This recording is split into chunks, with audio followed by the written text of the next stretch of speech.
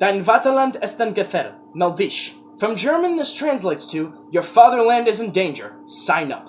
This is a common propaganda poster that was spread all across the German Empire from the beginning of World War I, starting in 1914, a conflict that Otto von Dix easily signed up for.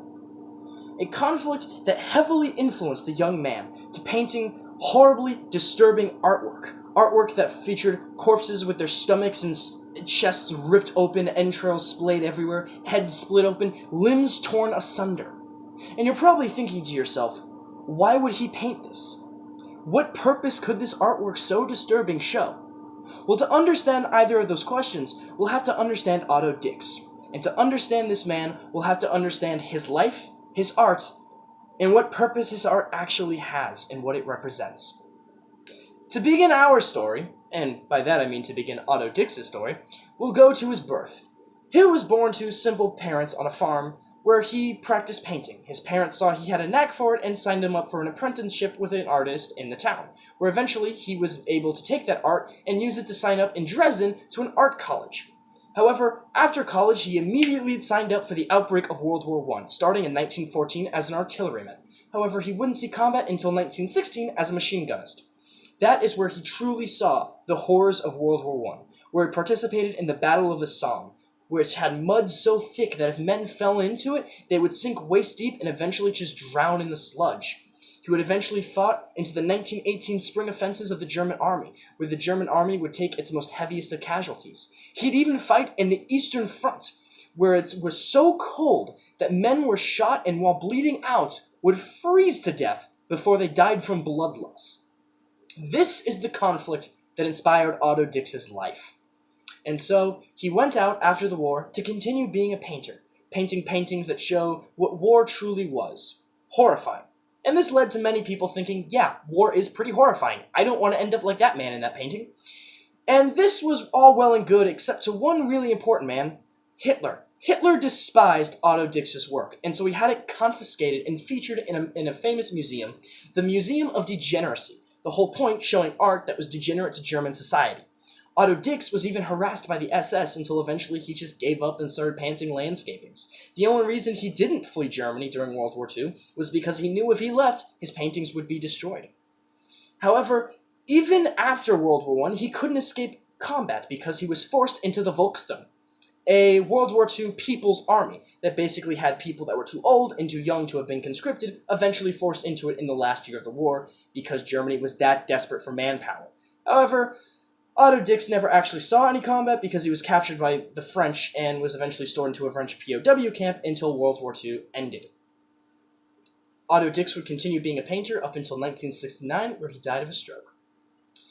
Now that we understand Otto Dix's story, we can understand his artwork and what he was trying to paint. One of Otto Dix's most famous work is Der Krieg, meaning the war in English. Der Krieg isn't a single painting, however. It's over 30 different sketches and etchings only done in black and white in a book that took him over 6 years to do. Der Krieg's whole thing was it was supposed to focus on the horror and reality that is combat. And so it features paintings of a skull being eaten by maggots, a horse with its stomach spilled open, men in bodies being turned into mulch as shells hit the ground. It's all done in black and white because it's explicitly supposed to show misery and depression, utilizing color psychology. Otto Dix's Der Krieg is a horrifying book that I would not recommend anyone with a queasy stomach to go through because of how disturbing it is, but it is an important art piece. Another one of Otto Dix's most famous paintings is Trench Warfare, which is a triptych, and a triptych is a painting broken into 3 pieces. The first piece sees troops, young and bright-eyed, going into combat. The second part of the painting features those troops seeing combat. Men are on the ground bleeding out, mutilated. There's a machine gun unit in the west. It's beautifully detailed, but the details are horrifying in a way you don't want to look at, but you do because the drawing is magnificent. And the third piece is the troops returning home, missing limbs, eyes, all those sort of things. Trench Warfare is designed to show the stages of the war. Men going in, expecting war to be easy and quick, seeing the reality of it was, and then being forever altered by what the war actually was. And so that leaves us with, what was the purpose of his artwork and what does it mean? Otto Dix hated war after what he saw. He was haunted by it. And so his paintings were very, very political. In fact, so political, it's actually why his paintings were featured in the Museum of Degeneracy.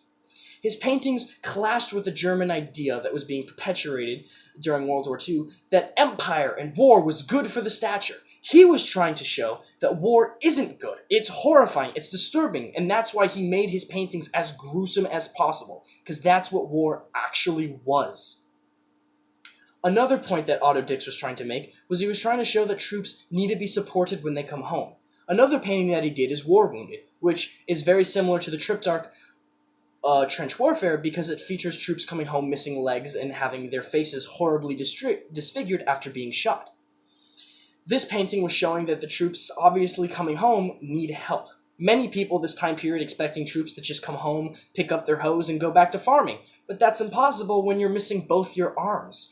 It's also impossible when the state is so poor that it can't even support its own populace. How are these troops supposed to make any sort of a living?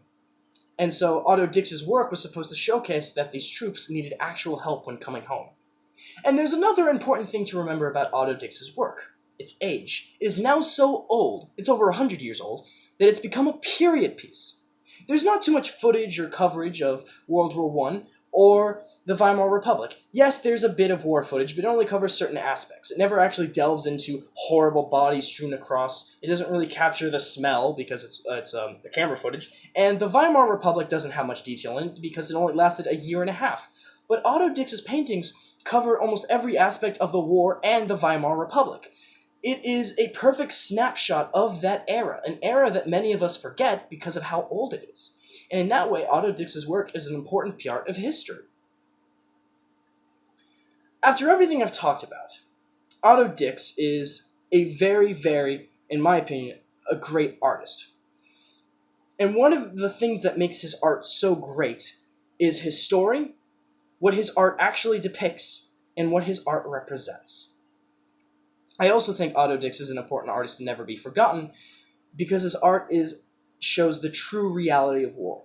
Too often do we play video games, watch movies, read comics, even see other types of paintings that depict an American patriot holding a machine gun, flag waving in the other hand, standing for justice and patriotism and all those different things.